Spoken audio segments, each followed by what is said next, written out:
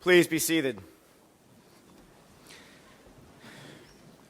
Our Easter Sunday gospel lesson is from the Gospel according to Matthew.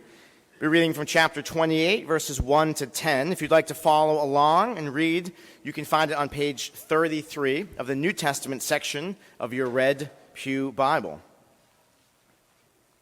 Matthew 28, verses 1 through 10.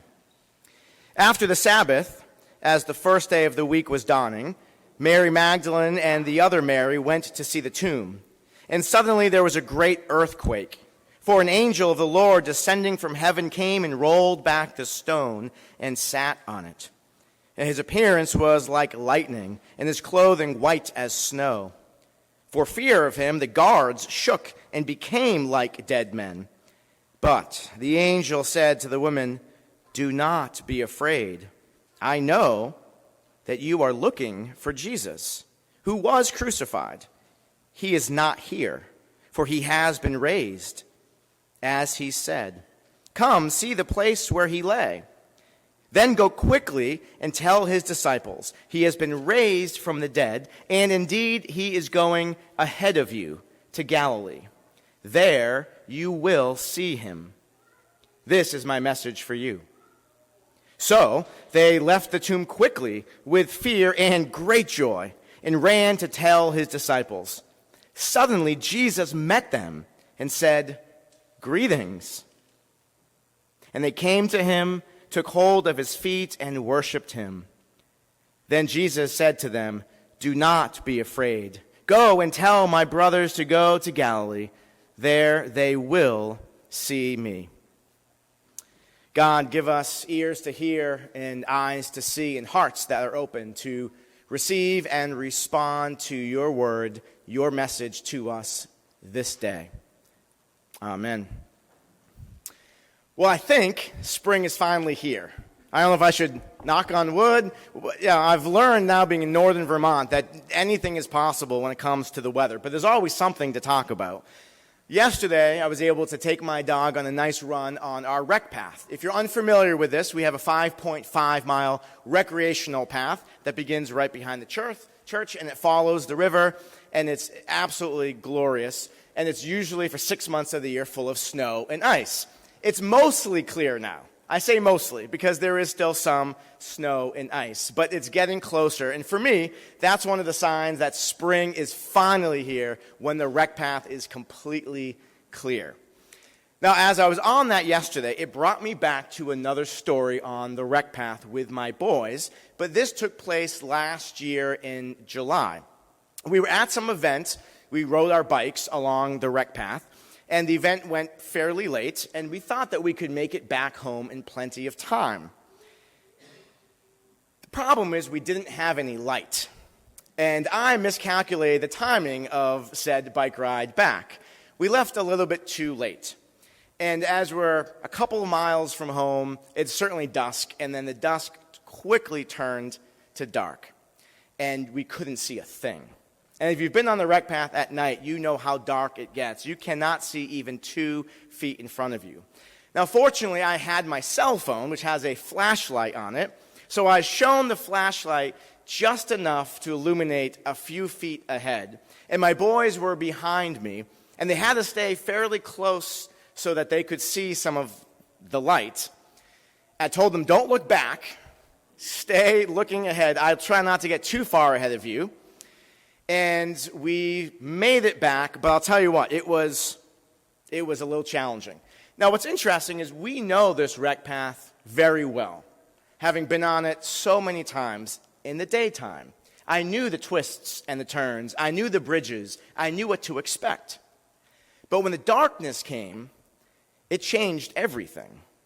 It was scary. It was probably a little dangerous as well. I heard, "You know, Dad, there are bears in these woods." Thank you, son. That is very comforting. But then I was looking around like, there are bears in these woods. I do not want to come across one around this turn.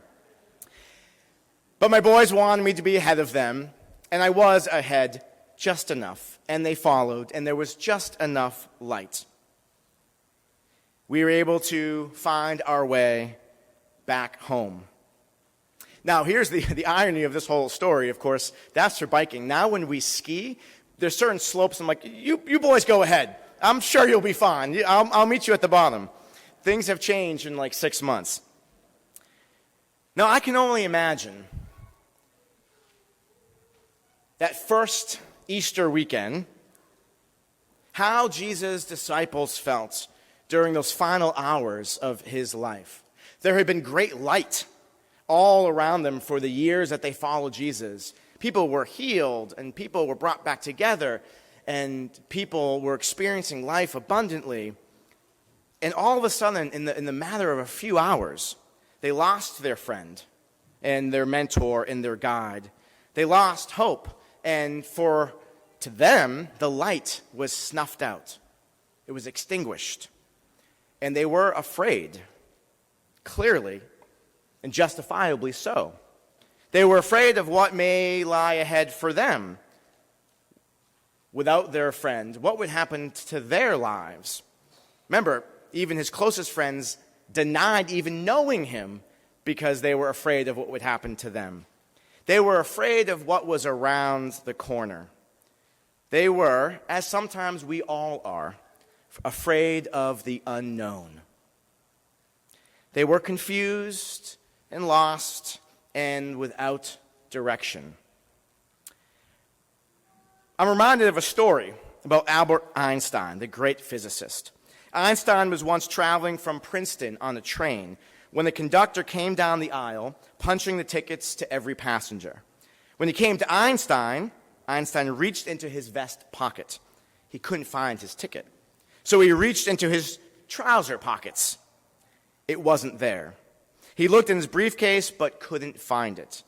Then he looked in the seat beside him. He still couldn't find it. The conductor said, "Dr. Einstein, I know who you are. We all know who you are. I'm sure you bought a ticket. Don't worry about it." Einstein nodded with appreciation. The conductor continued down the aisle, punching tickets. As he was ready to move to the next car, he turned around and saw the great physicist down on his hands and his knees, looking under his seat for his ticket. The conductor rushed back and said, Dr. Einstein, don't worry. I know who you are. No problem. You don't need a ticket. I'm sure you bought one." Einstein looked at him and said, "Young man, I too know who I am. What I don't know is where I'm going."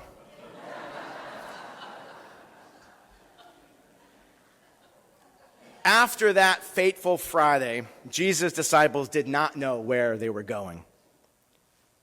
But that Easter Sunday changed everything for them. And we read in Matthew's account that it was the two Marys who were the first to head to the tomb on the dawning of the first day, that first light after the Sabbath. Now, it's interesting in Matthew's version that these women were not carrying any spices or oils that you typically would bring with you if you were planning to prepare a body for burial. They didn't have those. Perhaps they were hoping to see Jesus. They wanted to see Jesus. And maybe, just maybe, they went there expecting to find him. After all, the angel said, "I know who you're looking for. He's not here." They were initially met by this angel of God who proclaimed to them the good news, and they were the first to hear it. And then they instructed the two Marys to go and tell the others. The others, who also included those who betrayed him and deserted him, who acted for all intents and purposes like enemies, Jesus still calls brothers and friends. He wants to be with them. He wants them to see him. He wants to be reconciled. Now, we know through our scriptures that over the next 40 days, Jesus appeared to many of his disciples, often in the simple, ordinary things of life, through sharing of meals, catching fish together, walking alongside the road. But eventually, Jesus did leave them. But his disciples continued to see him in the faces of one another, in the faces of strangers, when they cared for those who were sick, visited those in prison, when they fed the hungry, gave clothes to the naked, and provided shelter for the homeless. I'm sure in those moments they would hear the words of Jesus coming back into their minds when Jesus said, "Whatever you do to the least of these, you do unto me." Perhaps they remember Jesus also told them, "Wherever two or more of you are gathered, I am with you. I am there." And the same is true for us today. That we see Jesus in the stranger, in the outcast, the marginalized, the hurt, the helpless, the homeless, those who are in need. For Jesus is with them as well. And just as Jesus instructed his brothers and sisters to go to Galilee because he would go ahead of them, I believe that Jesus is always a little bit ahead of us, calling us to follow in his ways. The ways of Jesus are the ways of peace and forgiveness, the ways of joy and compassion and kindness, the ways of generosity, the ways of everlasting life, living our lives not for ourselves but for other people. This is the good news of Easter, that thanks to Easter Sunday, as the angel said, we no longer need to live in fear. Even if it's dark outside, we don't have to be afraid anymore. We don't have to be afraid of failure, afraid of disappointing God, afraid of the past. We don't have to be afraid of what may lay around the corner.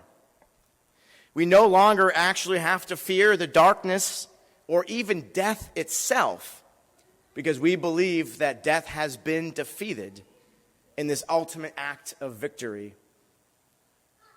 And that is what makes Easter so special and significant, that we take comfort in knowing that God is always with us and for us. Jesus is here leading the journey, and his light never fades, and he is illuminating the path ahead of us. So even if my headlamp or my iPhone battery dies, we have this guiding light always with us. And I really would like to think that, like those two Marys on that first Easter, that those who are looking for Jesus will see Jesus. For Jesus wants to be seen. That we will see him in the embrace of a loved one. We will see Jesus in the laugh of children, and even in the cries of children as well. We will see him in the faces of the poor and the lonely. We will even see him in the faces of our enemies. We will see Jesus in one another as we walk together, as we break bread together, as we worship together, as we give and as we serve. Simply put, as we do life together, we will see Jesus in our midst. Living and growing together as a community, Jesus is seen. And what the Spirit of Christ enables us to do now is to make the invisible Christ visible in tangible ways to a world desperately in need of faith and hope and love. We all continue to need that. But thanks be to God, because of Easter Sunday, faith, hope, and love are alive. So friends, Christ's resurrection is made new each day. In each smile, in every hug, in words of forgiveness and love, may we continue to experience the risen Christ among us. May we look around at one another and our world and see Jesus ahead of us, calling us to follow him.